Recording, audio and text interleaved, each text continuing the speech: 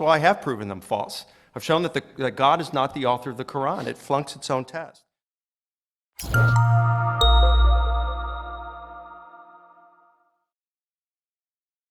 All right, we'll begin with you, Mr. Ataie.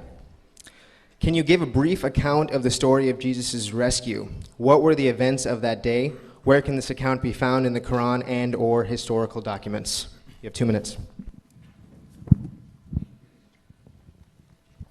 The Quran does not go into specifics as to exactly what happened.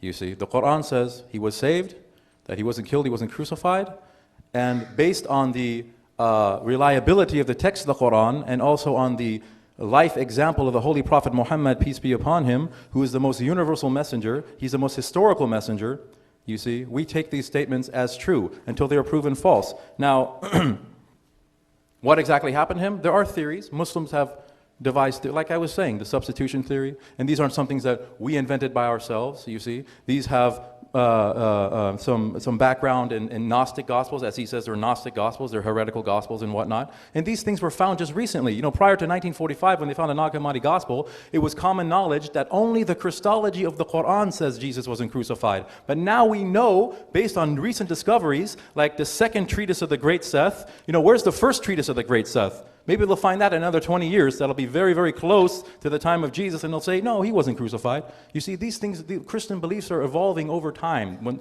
When these things start to come out over time, these discoveries, it only proves the Quran more and only disproves the Quran, the Bible more as well at the same time. Well, in terms of what actually happened there, he's right, the Quran doesn't give any details. But as I mentioned, when you talk about Simon of Cyrene and the sign of Jonah, they contradict each other.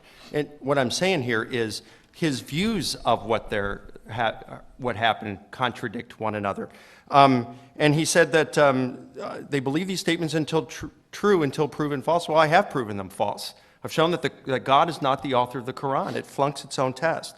Again, he mentions the Nag Hammadi library, and that we didn't know about any of these Gospels before then. Well, sure we did. The early church fathers speak of most of these Gospels. It mentions the Gospel of Judas, the Gospel of Thomas, Gospel of the Hebrews. All of these had been mentioned long before, over 1,000 years before the Nag Hammadi manuscripts. It's just now we could read these Gospels in their entirety.